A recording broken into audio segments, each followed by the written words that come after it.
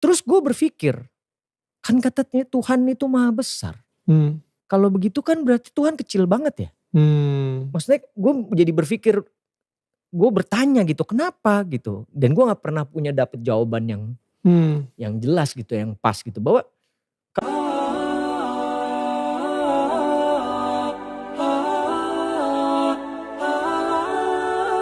selama perjalanan itu timbul banyak sekali pertanyaan. Jujur pada saat itu hal yang paling juga membuat gue bertanya adalah ada waktu itu guru agama gue yang selalu mention bahwa orang yang di luar agama yang ini akan masuk neraka.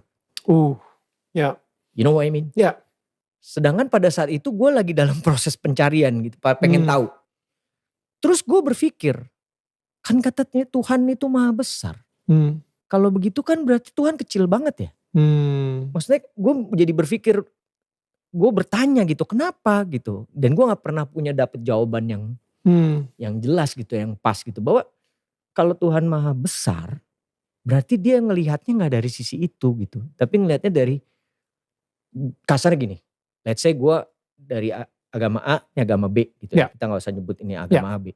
Yang A meyakini bahwa kalau yang gak di A, lu masuk neraka. Akhirnya yang A stick dengan dia jalanin ini kan.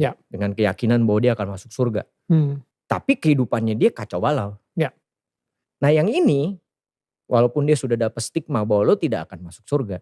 Tapi dia menjalani kehidupan dengan baik dan benar.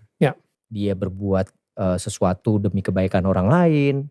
Ya, dia jalanin hidup dengan baik. Masa Tuhan terus bilang, enggak. Lo masuk. Kasarnya gitu ya, kalau misalnya di pikiran gue gitu. Lo masuk neraka tetap.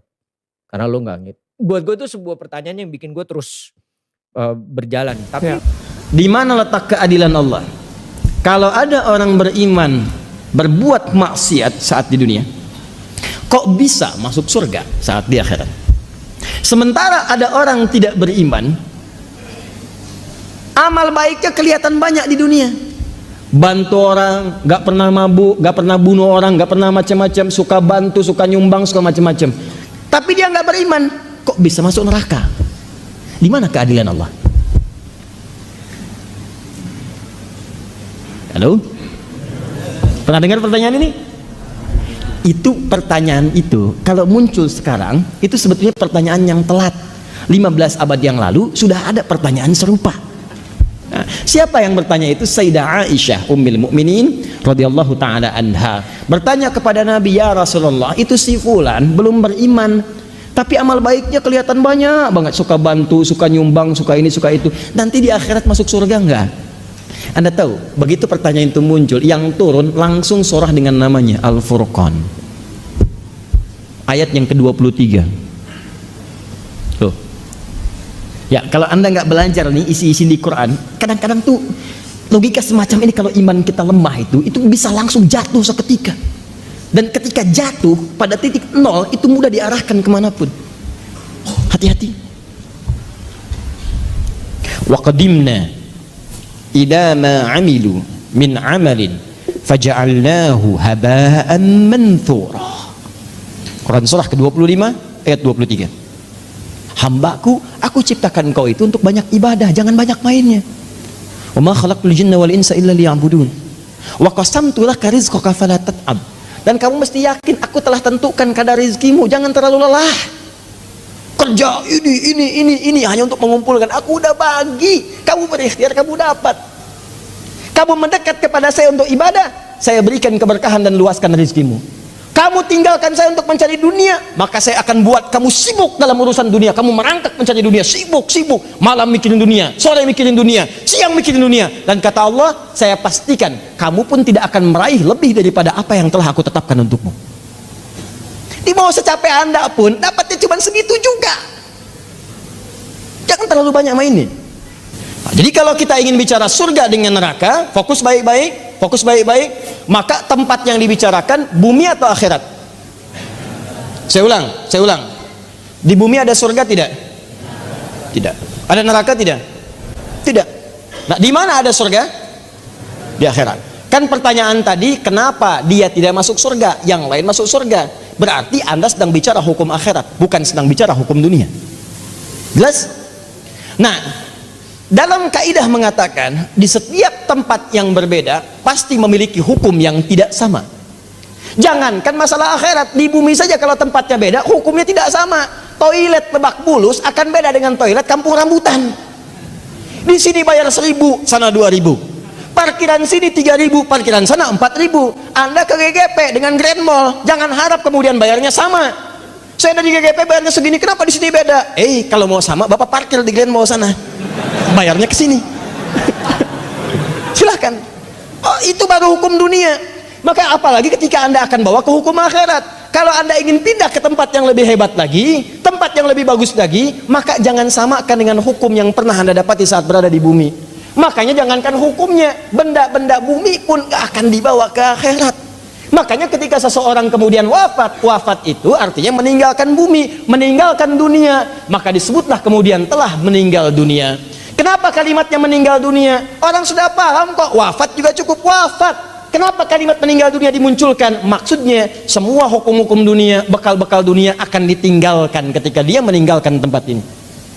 Ayo, antum yang kumpulkan uang yang banyak, antum kumpulkan handphone yang banyak, yang paling canggih, kumpulkan mobil yang paling hebat, luaskan rumah antum, silahkan. Cuman saya kasih tahu dari sekarang, begitu antum meninggalkan dunia, antum akan meninggalkan semua yang antum banggakan itu.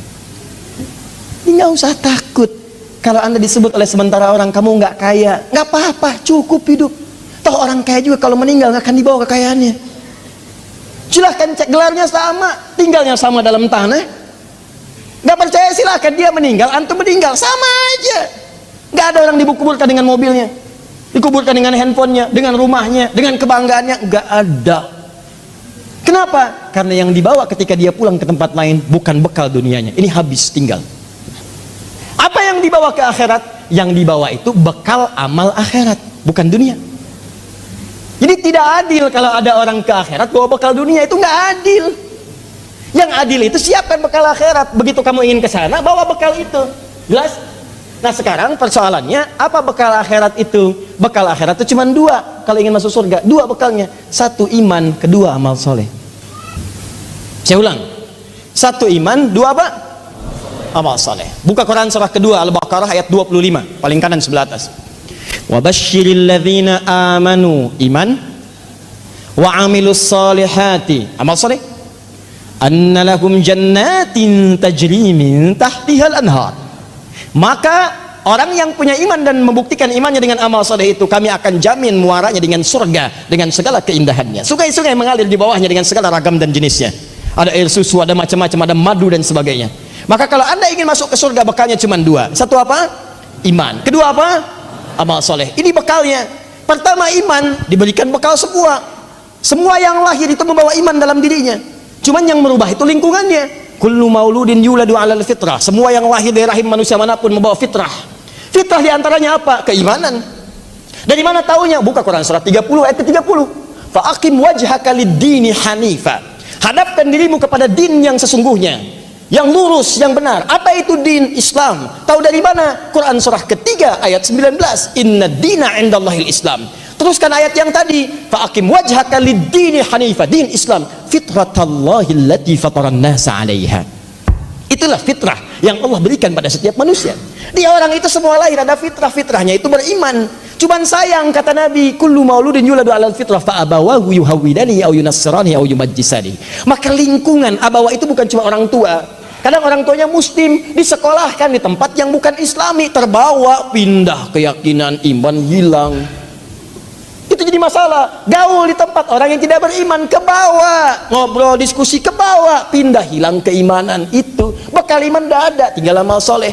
Apa bentuknya amal soleh? Nih, banyak. Setiap kegiatan kita berpeluang jadi amal soleh kalau dilakukan dengan iman. Contoh, mau duduk, bismillah. Begitu saya duduk, itu kalimat bismillahnya itu yang menjadikan duduk saya mendapatkan pahala. Itu yang disebut dengan amal soleh. Saya ulang ya, saya ulang. Fokus. Semua kegiatan di dalam Islam, dan saya pastikan kepada Anda, saya mencoba untuk meneliti di beberapa yang lain, saya tidak temukan, cuma di Islam. Ya, ini kaidah kita. Jadi kalau ditanya bisa jawab, bukan dalam konteks merendahkan yang lain, tidak. Perhatikan baik-baik. Cuma di dalam Islam yang semua aktivitasnya itu bersanding dengan doa, dari mulai bangun tidur sampai tidur lagi. Silahkan cek. Bangun tidur kita ada doanya? Ada. Cek di tempat lain, Anda tidak akan temukan. Bahkan diatur. Dan tahukah Anda, doa yang diucapkan, yang mengantarkan pada setiap perbuatan itu bukan sekedar kalimat formalitas, tapi dia punya dua fungsi. Satu, doa itu menjadi bimbingan akan aktivitas yang kita kerjakan, sekaligus mencatatkan aktivitas itu sebagai pahala. Alhamdulillahilladzi ahyana ba'dama amatana wa ilaihin nusyur. Ya Allah, saya bersyukur kepadamu, terima kasih saya diberi kesempatan hidup lagi ya Allah, padahal bisa engkau wafatkan saya dalam tidur tadi. Alhamdulillah, terima kasih ya Allah. Wa ilaihin nusyur, saya berjanji hari ini akan mencari bekal lebih baik daripada hari sebelumnya, sehingga kalau saya wafat hari ini saya lebih baik daripada hari sebelumnya. Nusyur itu menyebar untuk mencari bekal, itu artinya. Dan Anda katakan sejak bangun tidur, hari ini saya berkomitmen akan lebih baik daripada hari sebelumnya. Jadi kalau sebelumnya nggak jamaah, hari ini jamaah. Sebelumnya membaca Quran, hari ini baca Quran. Sebelumnya nggak sedekah, hari ini sedekah. Anda berpikir bagaimana kalau wafat hari ini harus lebih baik daripada hari kemarin. Mudah-mudahan saat sujud meninggal, saat sedekah meninggal, saat baca Quran meninggal. Itu maksudnya, itu bimbingan. Begitu Anda ucapkan, maka bangun tidur Anda dituliskan pahala. Itulah amal soleh. Itulah amal soleh namanya. Nah, amal soleh yang naik ini, yang naik kemudian dicatat sebagai pahala, itu wujudnya disebut dengan hasanah. Muncullah keterangan di Quran surah ke-6 ayat 160. Man jaa'a bil hasanati falahu asyru amsalha. Setiap mengerjakan satu kebaikan diniatkan karena Allah, doanya muncul, maka ditulis 10 10 10. Bangun tidur, alhamdulillahilladzi ahyana ba'da ma amatana wa ilaihin nusyur. Amal soleh 10 hasanah kebaikan, naik ke atas. Itulah bekal akhiratnya, bukan dunia. Mau makan, ada doanya. Mau minum, ada doanya. Ke toilet, urusan toilet aja ada doanya. Silakan. Masuk keluar bersin, ada doanya. Silakan. Di mana orang bersin ada doanya kecuali dalam Islam? Orang yang bersin ada doanya. Apa doanya saat bersin? Alhamdulillahirabbil alamin. Masya Allah. Kita jawab apa? Yarhamukallah. Dijawab lagi, Masya Allah. Kecuali dalam sholat. Jadi kalau ketika imamnya Allahu Akbar, Bismillahirrahmanirrahim, ada yang bersin, Alhamdulillahirabbil alamin, itu bukan jawaban, dan makmum nggak usah jawab yarhamukallah, nggak bisa. Tidak, ada semua. Masuk masjid ada doanya, keluar masjid ada doanya. Tahukah Anda ketika Anda mengucapkan doa itu sesungguhnya adalah ladang-ladang amal yang kita kumpulkan, pundi-pundi pahala yang kita harapkan. Nah, kalau Anda nggak hafal doanya, gampang. Kata Nabi, lihat, kullu amrin dzibalin la yubda'u fihi bismillahirrahmanirrahim fahuwa abtar. Di riwayat lain aqta. Setiap perbuatan baik, yang baik-baik, ingat, yang baik-baik. Kalau tidak baik, tidak berlaku. Setiap perbuatan baik yang diawali dengan bismillahirrahmanirrahim. Paling singkat bismillah. Anda nggak hafal doanya, ucapkan bismillahirrahmanirrahim. Anda mau minum, bismillahirrahmanirrahim. Atau ingin singkat, bismillah. Makan, bismillah. Baca kitab, bismillah. Masya Allah, alhamdulillah. Tulis SMS, bismillah, assalamualaikum. Terima telepon, bismillah, assalamualaikum. Bismillah, bismillah. Itu begitu dikerjakan, kumpul pahala. Cuma yang baik-baik aja, yang nggak baik nggak bisa. Korupsi pakai bismillah, nggak bisa.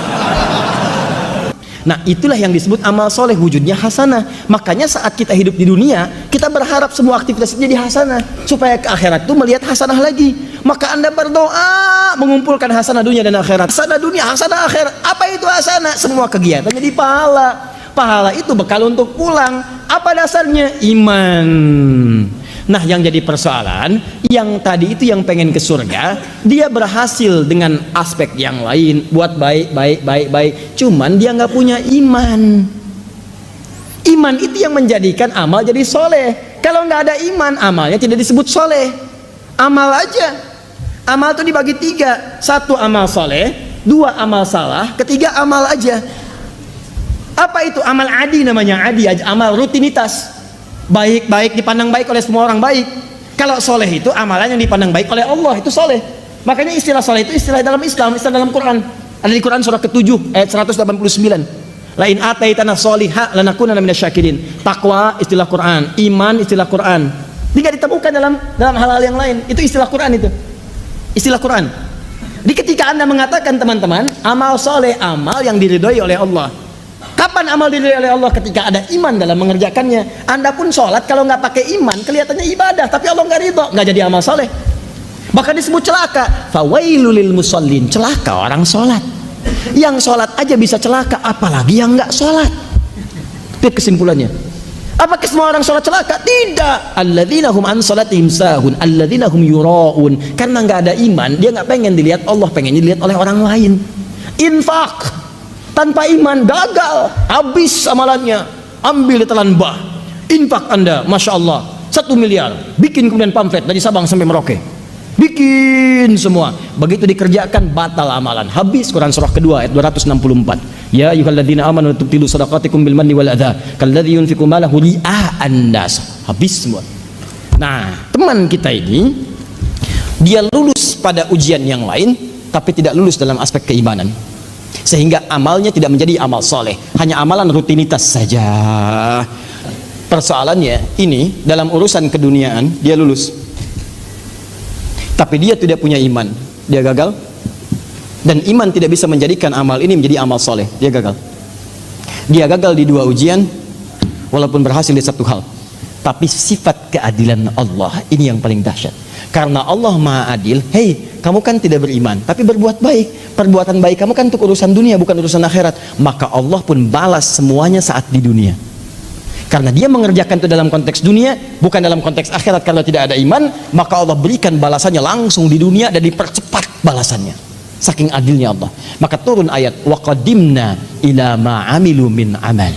Quran surah ke-25 ayat 23. Kalau ada orang tidak beriman banyak mengerjakan kebaikan, dan karena tidak ada iman berarti kebaikannya urusan dunia, maka Allah pun balas dengan balasan dunia. Kata Allah, wa qadimna ila ma amilu min amalin faj'alnahu haba'an manthura. Maka saya percepat, kami percepat balasannya saat di dunia. Jadi kalau ada yang tidak beriman, misal orang tidak beriman kemudian berbuat baik, suka nyumbang, suka ini, suka ini, maka akan dibalas. Ada apresiasi, bisnisnya mudah, lancar, orang senang, bahkan ada yang mendoakan supaya dapat hidayah. Cuman kan bergantung dia mau ngambil atau enggak. Fir'aun juga udah pernah didatangin sama Musa sama Harun alaihi wassalam. Didatangi, cuman dia nggak mau ngambil. Bukan nggak dapat hidayah, dikasih nggak mau ngambil. Beda antara dapat dengan dikasih nggak mau ngambil, itu lain. Makanya kadang-kadang saya suka sedikit merenungkan kalimat dia belum dapat hidayah. Tidak, dia sudah dapat, cuman ketika dikasih nggak mau ngambil. Itu masalahnya. Tiap hari kan dibentangkan, lewat telinga kedengaran azan, ada ceramah, lewat mata bisa melihat, lewat nalar bisa memikirkan dan sebagainya. Cuman nggak ada yang mau ngambil. Ketika tidak ngambil, jangan salahkan Allah. Allah udah ngasih. Anda yang dikasih nggak mau nerima. Jadi jangan salahkan Allah ketika hari kiamat Anda dihisab. Bukan Allah nggak ngasih, Anda yang nggak mau terima. Makanya kata Allah, di dunia kami berikan, di akhirat hukumnya beda. Faja'alnahu haba'an manthura. Maka amal-amal yang Anda anggap baik tadi akan diperlihatkan oleh Allah dalam bentuk debu yang berterbangan. Indah bahasa Qurannya. Debunya terbang. Kalau debunya tidak terbang mengumpul, maka dia akan punya masa, dan masa itu mesti ditimbang. Jadilah sebuah amal soleh. Tapi bahasa Qurannya indah. Terbang dia. Siapa yang bisa nimbang yang terbang? Burung tidak bisa ditimbang saat dia terbang. Ayo timbang saya, nggak bisa. Ya, kata burung kakatua. Nanti setelah dia ngencok di jendela, kemudian Anda bawa, simpan di situ, baru kelihatan berapa beratnya. Paham? Nah, inilah yang disebut dengan furqan.